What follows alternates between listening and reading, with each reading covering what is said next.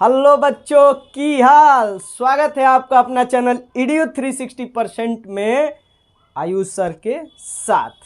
तो देखिए, इस वीडियो में जो हम लोग कवर करना है वो है, हम पिछले वीडियो में बताए थे, उसका रिलेशन इस वीडियो से समझ लीजिए। पिछले वीडियो में ये बताए थे प्रतिरोध का मान तापमान पे कैसे डिपेंड करता है। मैंने ये बताया था कि ये बहुत बड़ा टॉपिक है, यहाँ से जेई में भी सवाल आता है, तो हम जेई का कवर नहीं करेंगे। हम डिप्लोमा के स्तर को कवर करते हुए इसमें केवल टेम्परेचर कोफिशिएंट ऑफ रेजिस्टेंस यानी प्रतिरोध का तापमान गुणांक हेडिंग पढ़ेंगे। तो देखिए, temperature coefficient of resistance CBSE board वाले हेडिंग दे, प्रतिरोध का तापमान गुणांक यूपी बोर्ड वाले हेडिंग दे, और सारा टेम्परेचर कोफिशिएंट ऑफ रेजिस्टेंस प्रतिरोध का तापमान गुणांक, मल्टी टैलेंटेड बच्चे इसको हेडिंग देते हैं। आगे देखिए, किसी तार का, किसी वायर का तापमान टेम्परेचर, किसी वायर का टेम्परेचर 0 डिग्री सेंटीग्रेड से 1 डिग्री सेंटीग्रेड बढ़ाने पे, किसी तार का तापमान, किसी वायर का टेम्परेचर 0 डिग्री सेंटीग्रेड से 1 डिग्री सेंटीग्रेड बढ़ा देने पर, 1 डिग्री सेंटीग्रेड बढ़ा देने पर उस तार के प्रतिरोध का घटने या बढ़ने को ही, उस तार के प्रतिरोध का यानी उस वायर के रेजिस्टेंस का घटने या बढ़ने, इंक्रीजमेंट या डिक्रीजमेंट को ही उस तार का प्रतिरोध का, उस तार का प्रतिरोध का तापमान गुणांक कहते हैं। उस तार का प्रतिरोध का तापमान गुणांक कहते हैं। अब देखिए, यहाँ तक क्या हमें सीखना है कि हमें एक तार मिला है, हो सकता है वो तार कॉपर का हो सकता है वो तार एल्युमिनियम का हो सकता है वो तार किसी सेमीकंडक्टर यानी अर्धचालक मटेरियल का या हो सकता है कोई मटेरियल हमें नॉन मेटल मिला हो, या हो सकता है कोई हमें कुचालक मटेरियल मिला हो। उस सब का टेम्परेचर कोफिशिएंट यानी तापमान गुणांक अधिक अलग अलग होता है। जैसे कि हमें कोई धातु मिला है तो उसका तापमान गुणांक पॉजिटिव होता है। इसका मतलब ये होता है कि हम यदि तापमान को बढ़ाते जाते हैं तो उसका रेजिस्टेंस यानी प्रतिरोध बढ़ता जाता है। कुचालक जो होता है सेमीकंडक्टर, अर्धचालक जो होता है सेमीकंडक्टर, वो ये होता है, उसका तापमान गुणांक निगेटिव होता है। यानी कि जब हम तापमान को बढ़ाएंगे तो उसका जो प्रतिरोध होता है वो घटेगा। इसीलिए घटने या बढ़ने को, ये नहीं लिखे है केवल बढ़ने को, घटने या बढ़ने को ही टेम्परेचर कोफिशिएंट ऑफ रेजिस्टेंस यानी प्रतिरोध का तापमान गुणांक कहते हैं। हमारे सीबीएसई बोर्ड वाले भाई या बच्चे या दोस्त या साथी जो भी इस हेडिंग को लिख लिए हैं, अब उसको इंग्लिश में लिखना प्रारंभ करें। द इंक्रीजमेंट और decreasement in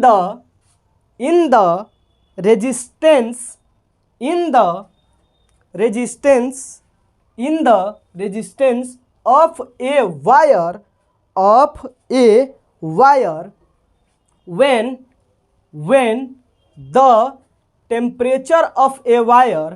when the temperature of a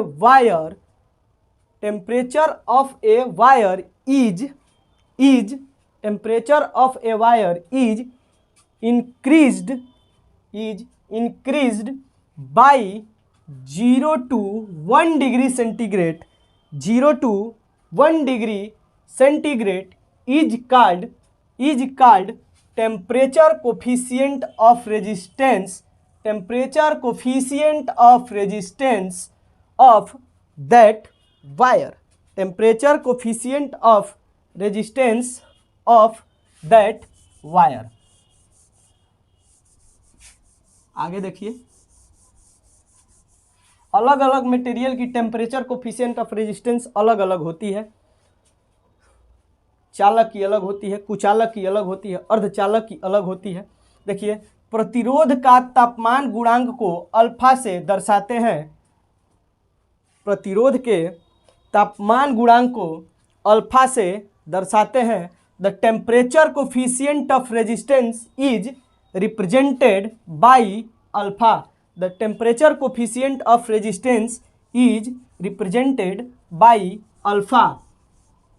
आगे देखिए, इसका मात्रक पर डिग्री सेंटीग्रेड, ये है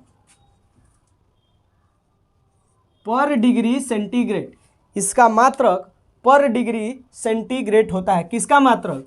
टेम्परेचर कोफिशिएंट ऑफ रेजिस्टेंस का मात्रक पर डिग्री सेंटीग्रेड होता है। लिखिए, the unit of temperature coefficient of resistance is पर डिग्री सेंटीग्रेड, पर डिग्री सेंटीग्रेड। अब देखिए, अगला पॉइंट है अल्फा, यानी टेम्परेचर कोफिशिएंट ऑफ रेजिस्टेंस, प्रतिरोध का तापमान गुणांक का मान का वैल्यू पॉजिटिव, निगेटिव तथा शून्य यानी जीरो कुछ भी हो सकता है। अल्फा का मान धनात्मक, ऋणात्मक तथा शून्य कुछ भी हो सकता है। अल्फा का मान धनात्मक, ऋणात्मक, शून्य कुछ भी हो सकता है। सीबीएसई बोर्ड वाले साथी लिखे, the value of alpha will be, the value of alpha will be positive, negative और जीरो, पॉजिटिव, निगेटिव और जीरो। ये बाबू, अभी ये पढ़ने का उम्र है हम लोगों का या आप लोगों का, तो पढ़ लीजिए, नहीं तो आप ये कहने लायक नहीं रहेंगे कि जी करदा दिला दूँ तैनू बुर्ज खलीफा, क्योंकि अगर आप पढ़ेंगे नहीं तो हम लोगों का या आप लोगों का घर ही प्रधानमंत्री आवास योजना से बनेगा, तो आप बुर्ज खलीफा दिलाने की कैसे बात कह सकते हैं? बुर्ज खलीफा हम लोग दिलवा भी नहीं पाएंगे, चाहे कितना पढ़ भी ले। तो आप अभी पढ़ने पे फोकस कीजिए। हो सकता है कि बुर्ज खलीफा ना, लेकिन आप वहाँ पे जा कर के किसी झोपड़ी में रख सकते हैं अपने प्रेमिका को। तो देखिए प्यारी, आप लोग भी समझ जाइए, बुर्ज खलीफा वाले चक्कर में न पड़िए। बाबू का घर खुद प्रधानमंत्री आवास योजना से बना हुआ है। आगे देखिए, चालक, कंडक्टर, धातु, मेटल और मिश्र धातु, अलॉय के लिए अल्फा का मान पॉजिटिव होता है। चालक, धातु और मिश्र धातु के लिए अल्फा का वैल्यू पॉजिटिव होता है। अल्फा का वैल्यू पॉजिटिव होता है। अल्फा का वैल्यू पॉजिटिव यानी होता है ये कि यदि कोई चालक है, कंडक्टर, कोई मेटल है, धातु, या कोई एलॉय है, मिश्र धातु, तो इसका नेचर ऐसा होता है कि हम यदि जैसे जैसे टेम्परेचर को यानी तापमान को हम बढ़ाते जाते हैं, उसी रेशियो में इसका जो प्रतिरोध होता है वो बढ़ता जाता है। ये प्रतिरोध जो होता है वैसे वैसे बढ़ता जाता है। यानी कहने का मतलब है, आप जैसे जैसे पढ़ाई में मन लगाएंगे वैसे वैसे मन करे दिला दूं तैनू बुर्ज खलीफा की ओर बढ़ते जाएंगे। आगे देखिए, चालक, धातु और मिश्र धातु के लिए अल्फा का मान पॉजिटिव होता है, पॉजिटिव होता है। लिखिए, the value of alpha is positive, the value of alpha is positive for the value of alpha is positive for conductor, metal and alloy, conductor, metal and alloy। अब देखिए अगला पॉइंट, अर्धचालक, semiconductor तथा कुचालक, insulator के लिए alpha का मान ऋणात्मक होता है, निगेटिव होता है। किसके लिए अल्फा का मान ऋणात्मक होता है? तो अर्धचालक, कुचालक के लिए अल्फा का मान ऋणात्मक होता है। अर्धचालक तथा कुचालक के लिए अल्फा का मान ऋणात्मक होता है। यानी ई कहता है कि बाबू तुम जितना टेम्परेचर बढ़ाओगे उतना ही रेजिस्टेंस क्या होगा, कम होता जाएगा। जितना तुम क्या करोगे, तापमान बढ़ाते जाओगे उतना ही रेजिस्टेंस कम होता जाएगा। यानी कि जितना भी पढ़ने में मन नहीं लगाओगे, यानी कि लोफरई को बढ़ाते जाओगे, वैसे ही बुर्ज खलीफा वाला सपना टूटता चला जाएगा, ज़मीन के अंदर धंसता चला जाएगा। आगे देखिए, इसको लिखिए कि the value of alpha is negative for semiconductor and insulator. तो देखिए RT is equal to R0 1 plus alpha delta T, ये फार्मूला होता है। RT is equal to R0 under bracket 1 plus alpha delta T, ये फार्मूला तीनों हमारे कैटेगरी के साथ ही लिखे। आगे देखिए, जहाँ मतलब कि वेयर RT क्या होता है, उस तार का तापमान क्या है, T डिग्री सेंटीग्रेड तापमान पर रेजिस्टेंस का मान, T डिग्री तापमान पर रेजिस्टेंस का मान value of resistance at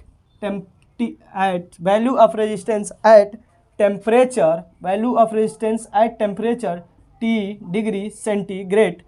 R0 क्या है, R0 बोल लीजिए या इसको R0 बोल लीजिए। यहाँ पे R0 क्या है, इनके बारे में हम लोग समझ गए कि ई क्या है।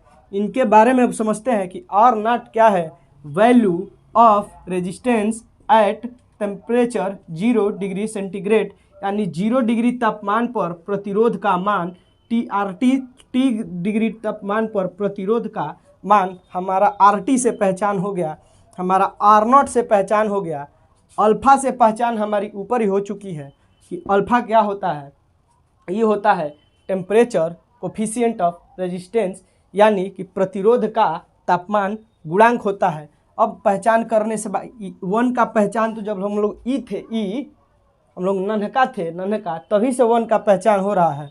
आगे देखिए, डेल्टा टी है, इसकी बात होते हैं तो T2 माइनस T1 होता है चेंज इन टेम्परेचर। इसको आप लिख सकते हैं T2 is equal to delta T is equal to change in temperature या T2 minus T1।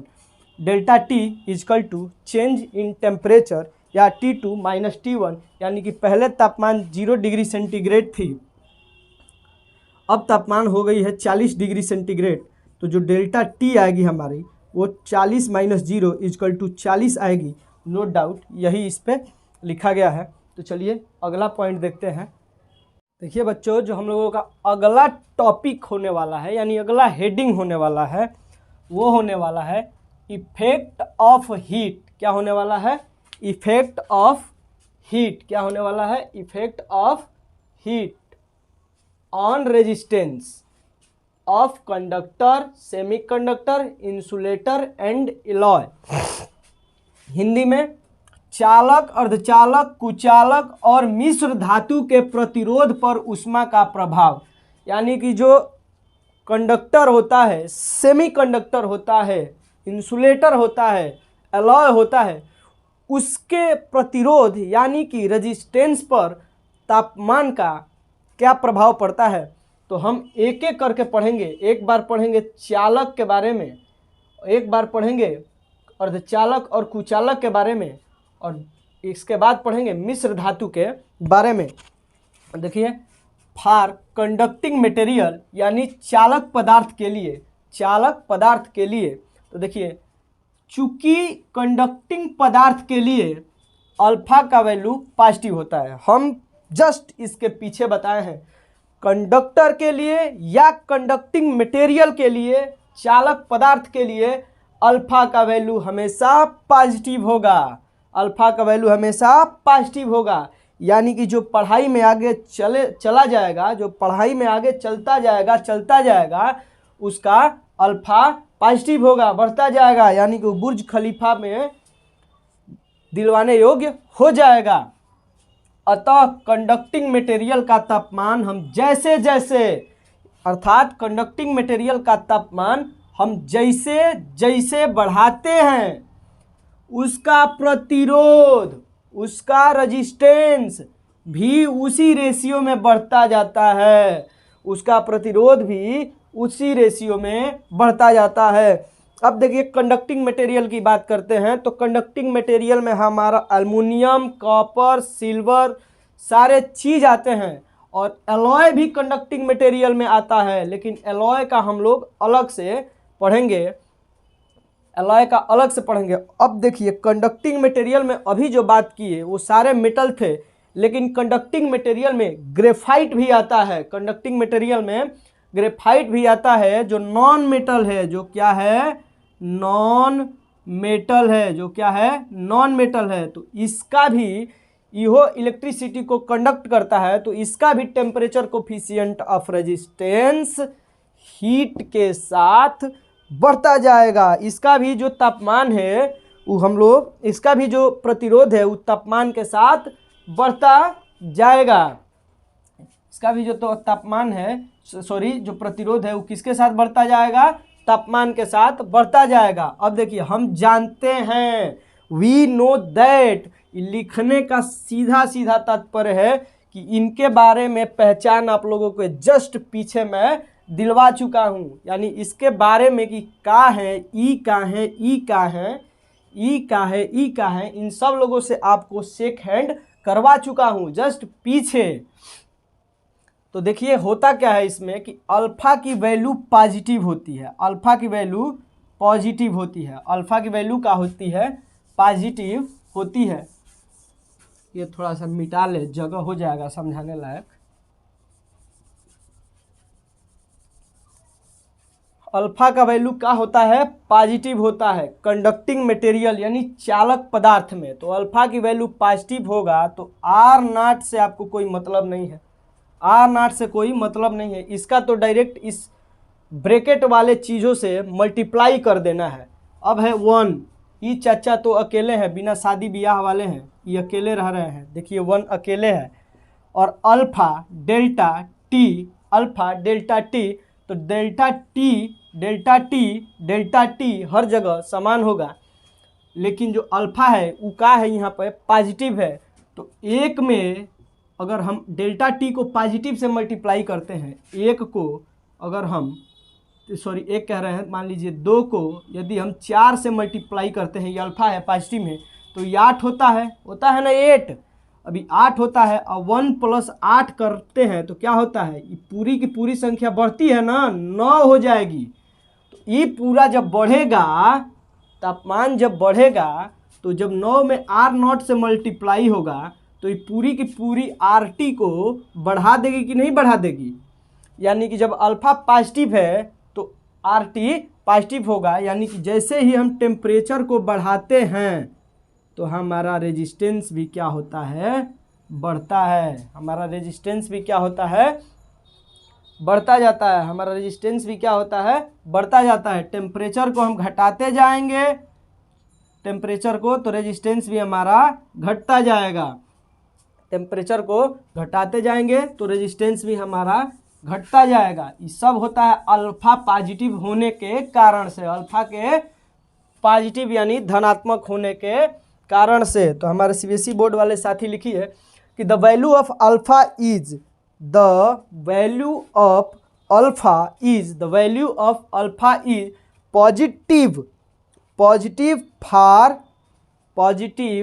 For conducting material, the value of alpha is positive for conducting material, so as we increase temperature, so as we increase temperature, so as we increase temperature of the conducting material, of the conducting material, its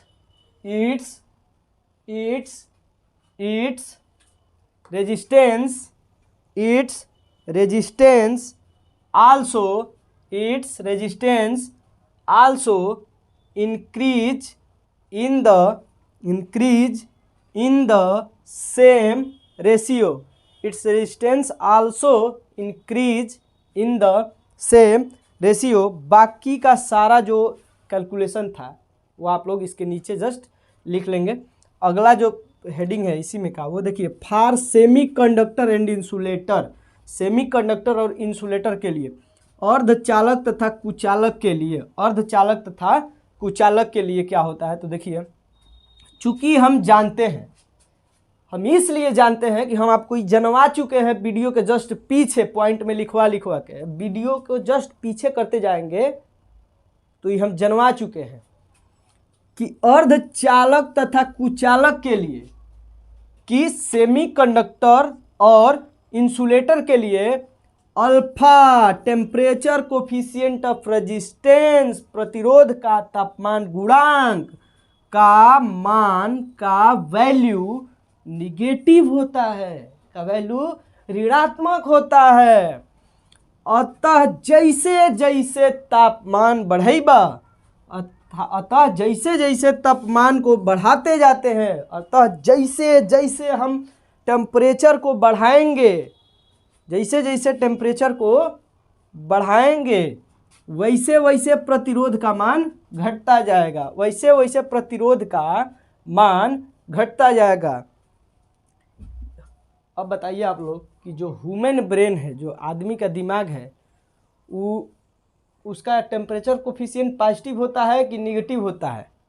तो हम कहेंगे कि positive होता है। कहाँ है कि आप लोगों के दादा बाबा या चाचा कोई जो भी घर में रहता हो, गर्मी के दिन में जाकर उनको परेशान करके हट जाए, एकदम गर्मी है, मूड मेरा ख़राब है, तो गर्मी की वजह से जब मूड ख़राब है, उनका मूड अच्छे से काम नहीं कर रहा है, उनका टेम्परेचर कोफिशिएंट ऑफ रेजिस्टेंस क्या है, पॉजिटिव है, क्योंकि गर्मी के बढ़ने के साथ साथ उनका दिमाग भी दम गर्म होता जा रहा है। आगे देखिए, R T R not 1 plus alpha delta T, R T is equal to R not 1 plus alpha delta T. इनसे सेक हैंड कर लिए हैं, इनसे भी आप लोग सेक हैंड कर लिए हैं, की है ये, इनसे भी आपको सेक हैंड कर लिए हैं। ये हमारे सिंगल चंद है, सिंगल चंद है, ठीक है। ये अल्फा से आप लोग सेक हैंड कर लिए हैं, डेल्टा टी से आप लोग सेक हैंड कर लिए हैं। तो देखिए यहाँ पे अल्फा कहाँ है, निगेटिव है, यहाँ पर अल्फा क्या है, निगेटिव है, यहाँ पर अल्फा क्या है, यहाँ निगेटिव। अब देखिए यहाँ पे डेल्टा टी मान लीजिए कि डेल्टा टी 30 है, मान लीजिए डेल्टा टी 30 है। अल्फा कह रहा है कि हम भाई है गंदा आदमी, हमसे मिलोगे तुमको भी गंदा कर देंगे। अल्फा है -2, सपोज कर लीजिए कि अल्फा का है -2 है, तो ये कह रहा है कि भाई हमको अपने साथ रखो ना, तो ये कह रहा है कि हम अपने साथ तुमको रखेंगे तो तुमको भी गंदा कर देंगे। लो, नहीं विश्वास है, तुमको कर दिए -60, बढ़ाएंगे लेकिन गंदगी के क्षेत्र में -60। अब आर टी जो है -60 हो गया, सॉरी आर जो ये हो गया पूरा -60 हो गया, 1। बताओ यहाँ पे 1 और प्लस है, यहाँ पर -60 रखोगे तो प्लस माइनस माइनस हो जाएगा। R T is equal to R not, ये हो जाएगा 1 - 60। अब चिच्चा सिंगल चंद में से 60 को घटाओगे तो मतलब इसका वैल्यू क्या रहेगा, निगेटिव में नू रहेगा, इसका वैल्यू रह जाएगा निगेटिव में, और निगेटिव में आर नॉट मल्टीप्लाई होगा तो इनको भी बिगाड़ेगा। आर टी हो जाएगा निगेटिव हो जाएगा 59। आर नॉट के जगह पे कुछ भी आप लेंगे तो वो होगा निगेटिव। आर नॉट निगेटिव है नहीं, आर नॉट के जगह पे कुछ भी लेंगे वो होगा निगेटिव। तो होगा का, ये देख रहे हैं कि आर टी निगेटिव आ रहा है, यानी कि जैसे जैसे हम तापमान को बढ़ाते जाएंगे, यानी जैसे जैसे हम टेम्परेचर को बढ़ाते जाएंगे वैसे वैसे हमारा प्रतिरोध का होगा, वो घटता जाएगा। जैसे जैसे हमारा वैसे वैसे हमारा प्रतिरोध घटता जाएगा, यानी कि अल्फ़ा के निगेटिव होने के कारण से ये सारा काम हो रहा है। अल्फ़ा के किसके वजह से, निगेटिव होने की वजह से सारा काम हो रहा है। तो लिखिए सीबीएसई बोर्ड वाले इस टॉपिक को, सीबीएसई बोर्ड वाले ई हेडिंग डालिए इतना, इसके सामने लिखिए ई लिखिए, इसके सामने ई लिखिए, इसके नीचे जस्ट ई लिखिए। हम जगह के वजह से ऊपर नीचे बता दे रहे हैं। ये तो लिखिए इसके बारे में कि वी नो दैट, सारा ऊपर वाला ही लिखना है, सारा ऊपर वाला ही लिखना है, कुछ जगह चेंज करना है। लिखिए वी नो दैट, इसके इंग्लिश में बोल रहे हैं कि सारा ऊपर वाला ही लिखना है, बस कुछ जगह चेंज करना है। We know that the value of alpha is, we know that the value of alpha is negative, we know that the value of alpha is negative for semiconductor,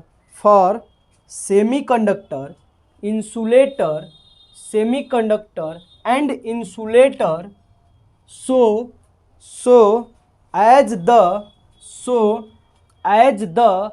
temperature increase, the value of resistance will decrease, the value of resistance will decrease. तो देखिए अब देख लिए हम लोग किसके बारे में, कंडक्टिंग मटेरियल के बारे में। फिर हम लोग क्या देख लिए हैं, सेमीकंडक्टर और इंसुलेटर के बारे में। अब देख लेते हैं एलॉय के बारे में। क्या देख लेते हैं, एलॉय के बारे में। देखिए बच्चों, जो अगला टॉपिक है उसी में का अगला है थर्ड नंबर, पीछे वाले में का ही जो थर्ड नंबर है वो है कि फॉर एलॉय यानी मिश्र धातु के लिए, फॉर एलॉय यानी मिश्र धातु के लिए। तो चूंकि हम जानते हैं ये लिखा गया है क्योंकि आपको जनवा दिया गया है, फॉर्मेलिटी है नहीं, ये आपको जनवा दिया गया है।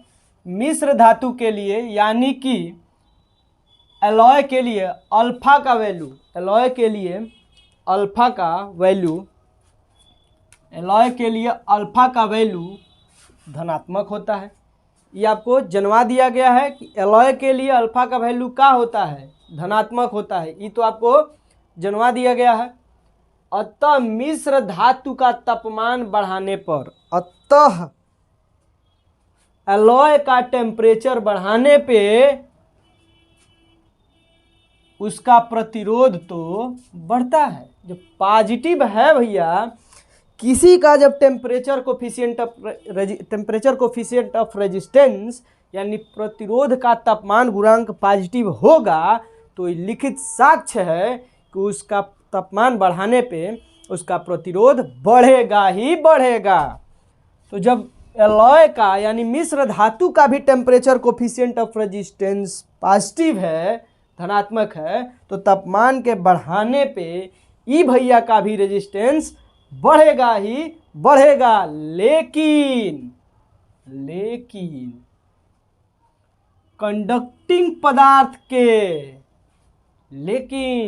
कंडक्टिंग मटेरियल के तुलना में, कंपैरिजन में, कंडक्टिंग मटेरियल के कंपैरिजन में होने वाली बढ़ोतरी यानी कि होने वाला इंक्रीजमेंट किस चीज़ में, रेजिस्टेंस में बहुत कम होता है।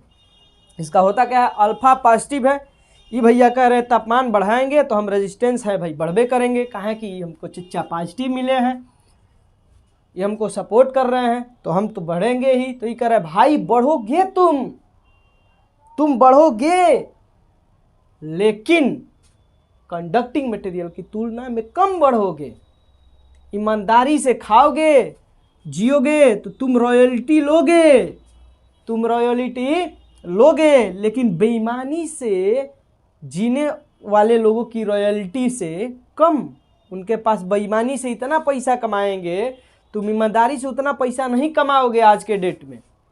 कह रहा है कि तुम भी बढ़ोगे लेकिन कंडक्टिंग मटेरियल की तुलना में कम बढ़ोगे। सीबीएसई बोर्ड वाले लिखे। और इसका जो नीचे वाला है RT is equal to R0 1 plus alpha delta T, ये आप लोग डायरेक्ट उठाइए कहाँ से, तो कंडक्टर के यहाँ से, और इसी में छाप दीजिए नीचे। और फिर नीचे आकर के रुकिए, पहले सीबीएसई बोर्ड वालों को इसका इंग्लिश में बोल दिया जाए। लिखिए वी नो दैट, हम जानते हैं, वी नो दैट, हम जानते हैं, the value of alpha, the value of alpha is, the value of alpha is positive, the value of alpha is positive even for alloy, the value of alpha is positive even for alloy, the value of alpha is positive even for alloy, यानी alloy के लिए भी क्या है, इसका alpha का value positive है। therefore on increasing the temperature, therefore on increasing the temperature of the alloy, therefore on increasing the temperature of alloy, its resistance increase,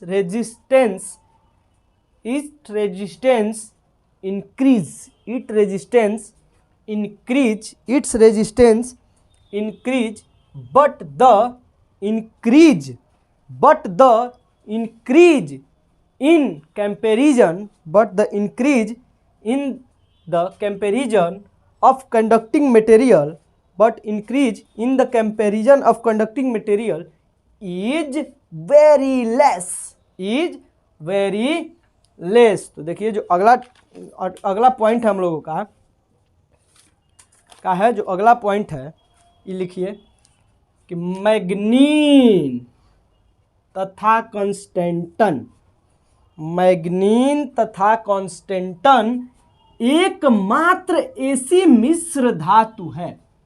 मैग्नीन तथा कांस्टेंटन एकमात्र ऐसे एलॉय हैं जिनके temperature coefficient of resistance alpha, जिनके प्रतिरोध ताप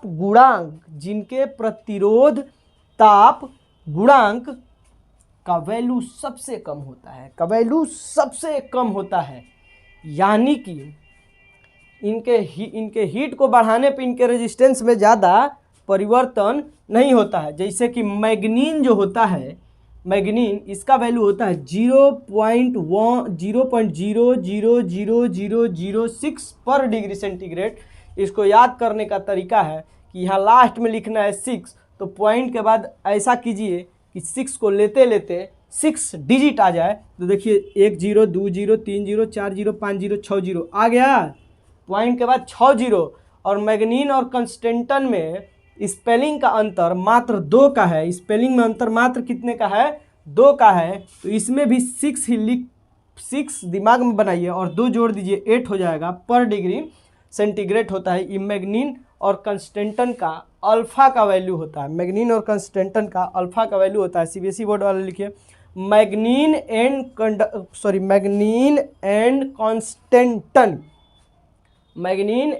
constantan are the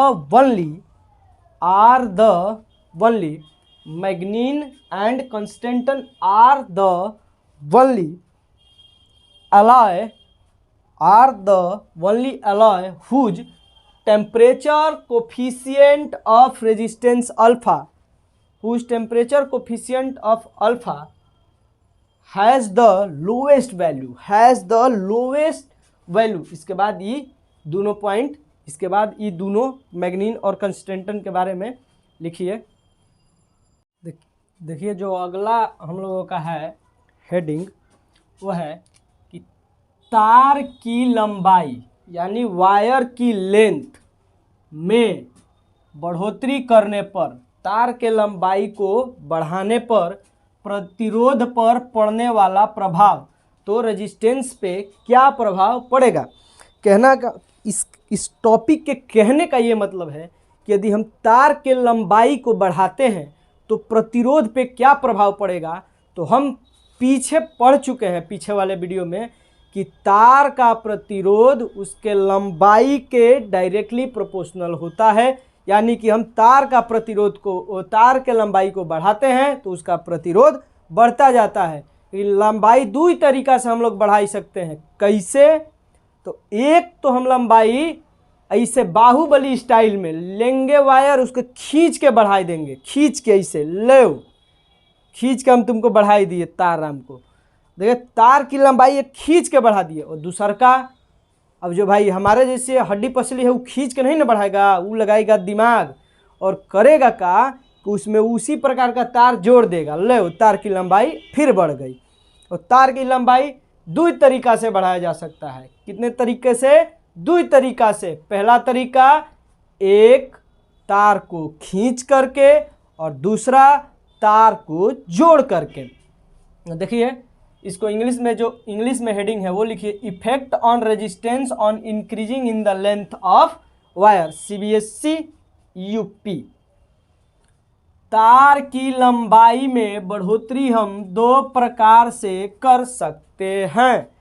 तार की लंबाई में बढ़ोतरी हम दो प्रकार से कर सकते हैं। We can increase in the length of wire by two types.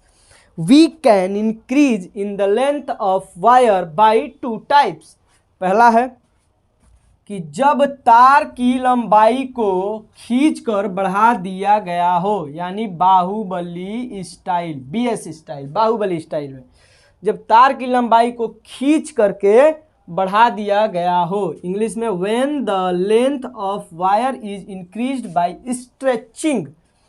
तो देखिए क्या होता है, यदि तार की लंबाई यानी कि जब वायर की लेंथ को खींच करके बाहुबली स्टाइल में बढ़ा दिया गया हो, तब बनने वाला नया प्रतिरोध, बनने वाला नया रेजिस्टेंस, यानी कि तार था उसका रेजिस्टेंस पुराने टाइम पे कुछ अपना नॉर्मल पोजीशन पे था, तो उसका कुछ अपना क्या था, प्रतिरोध था। जब हमको खींच के बढ़ा दिए हैं तो उसका प्रतिरोध बदल जाएगा। वही यदि तार की लंबाई को खींच कर बढ़ा दिया गया हो, तब बनने वाला नया प्रतिरोध तार के पुराने प्रतिरोध का n² गुना होता है, n² गुना होता है।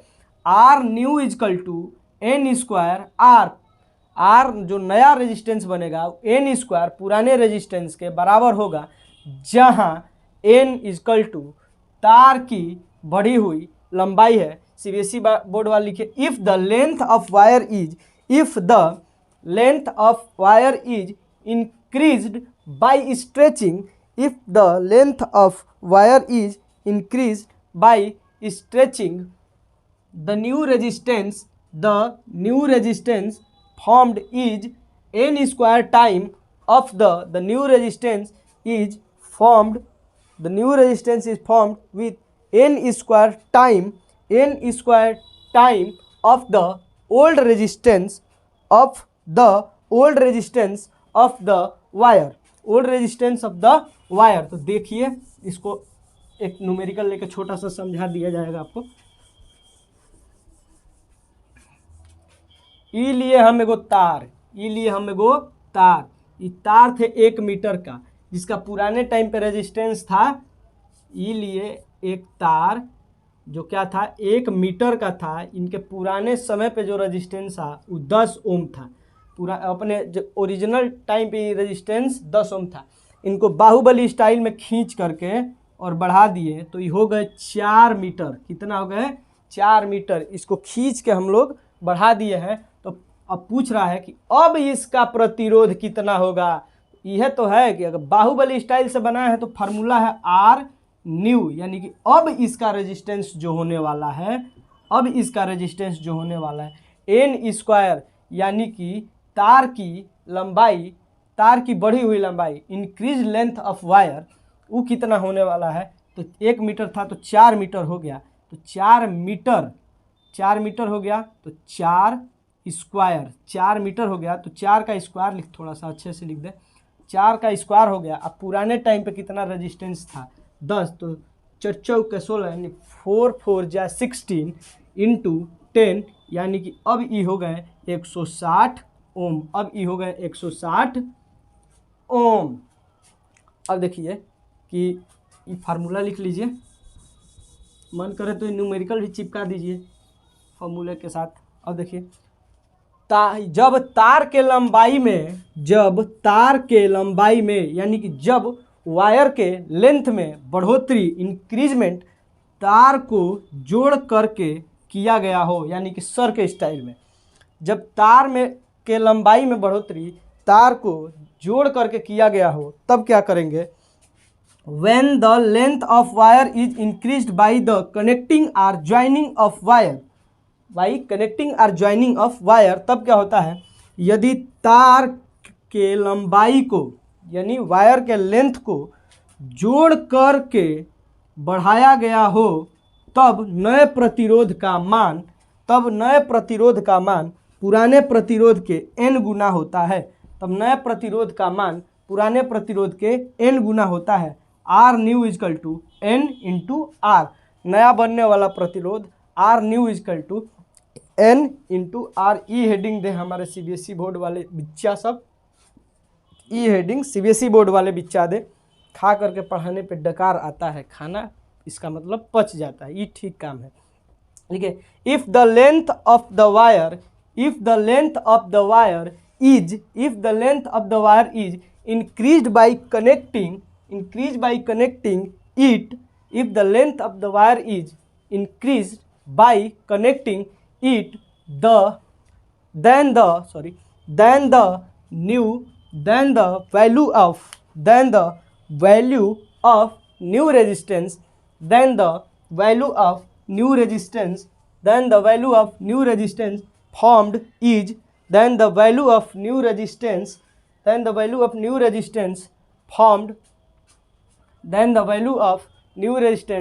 formed is n times of the old resistance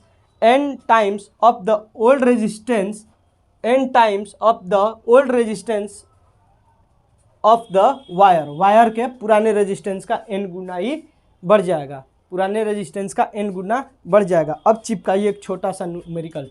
1 metre के तार थे भैया पहले, ये 10 ओम के थे, फिर यहाँ पहले बाहुबली भैया के पास गए थे तो उनको तो खींचिए के बढ़ा दिए, अभी हमारे पास आए हैं, हमारे हाथ में उतनी ताकत नहीं है कि हमसे खींचा पाएंगे, तो मैंने लगाया अपना दिमाग, इसमें क्या किया, ऐसे सेम कंडक्टिंग मटेरियल के 4 तार जोड़े हैं, इनको बना दिए मैं 4 मीटर। हम कितना मीटर बना दिए, 4 मीटर। तो हम ले गए कि सर बाहुबली भैया, अपने से ऊपर वाले सर के पास ले गए, सर बाहुबली भैया तो तार को खींच करके बढ़ा दिए, हम तो तार को जोड़ करके बढ़ा दिए, स्मार्ट ना? तो कह रहे कि स्मार्ट तो हो, लेकिन तुम्हारा रेजिस्टेंस उसके रेजिस्टेंस से कम होगा, उसके तार के रेजिस्टेंस से कम होगा। मैं तो हो गया भाई उदास, कहे सर दिखाइए कैसे कम होगा। तो सर बोले हैं ये पहले पढ़ाए कि पहले ये पढ़ ले बाबू, ये पढ़ ले, इसके बाद हम तुमको दिखाई देते हैं, देखो ये पढ़ लो। तो हम ये पढ़े, इसके बाद कहे कि ठीक है सर। अब मैं ये कह रहा हूँ कि जो हमारा n था वो पहले 1 था, अब बढ़ के हो गया है 4। n था पहले 1 था, वो बढ़ के हो गया 4। इसका रेजिस्टेंस पहले 10 ओम था, वो क्या हो जाएगा, पुराने रेजिस्टेंस को जब मल्टीप्लाई करेंगे तो 40 ओम। फिर मैं सर धगरी दादा बाहुबली चच्चा इसको 160 कर दिए थे, ई हमसे 40 हो पाया है बस। तो यही है कि जब हम खींच करके बढ़ाएंगे तो क्या हो जाएगा, उसका प्रतिरोध n² गुना बढ़ेगा पुराने प्रतिरोध को, और हम लोग जोड़ के बढ़ाएंगे तो उसका प्रतिरोध n गुना बढ़ेगा पुराने प्रतिरोध के। देखिए, तो इसके लिए भी हम लोगों को चाहिए क्या, 2 एक्सिस। क्या चाहिए, 2 एक्सिस, एगो x एक्सिस और एगो y एक्सिस, एगो x एक्सिस और एगो y एक्सिस। तो ई रहा हम लोगों का x, ई रहा हम लोगों का y, ई रहा हम लोगों का ओरिजिन, ई रहा हम लोगों का ओरिजिन।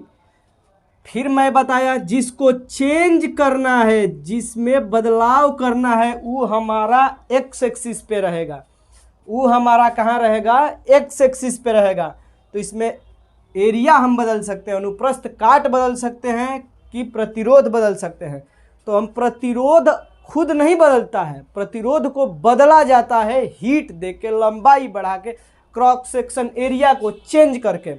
और एक बात आप लोग नोट कर लीजिए, कहीं भी चेंज की बात आती हो तो इसका मतलब स्पेशली एक चीज़ों से नहीं होता, इन बढ़ोतरी या घटोतरी से नहीं होता, इसका मतलब दोनों होता है, बढ़ोतरी या घटोतरी। यानी चेंज की बात करने का मतलब वहाँ पे इंक्रीजमेंट और डिक्रीजमेंट दोनों होता है।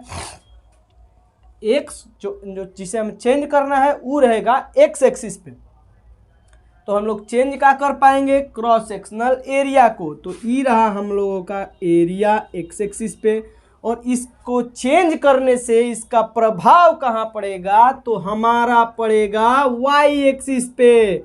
इसका इफेक्ट कहाँ पड़ेगा, तो वाई एक्सिस पे। तो एरिया को हम चेंज करेंगे तो क्या चेंज होगा, हमारा रेजिस्टेंस चिच्चा चेंज होंगे, हमारे रेजिस्टेंस चिच्चा चेंज होंगे। और प्रतिरोध और अनुप्रस्थ काट के बीच जो हम लोगों को मालूम है, क्या मालूम है, संबंध, कि इनके चच्चा और भतीजे के बीच संबंध किस्सा है, तो वो है आर जो है वो है विक्रमानुपाती, यानी इनवर्सली प्रोपोर्शनल एरिया के विक्रमानुपाती है। और विक्रमानुपाती का ग्राफ ऐसे बनता है, विक्रमानुपाती का ग्राफ ऐसे बनता है।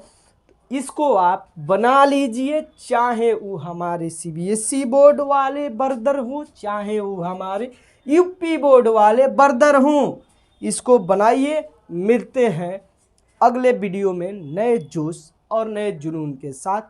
जय हिंद, टेक केयर, बाय बाय।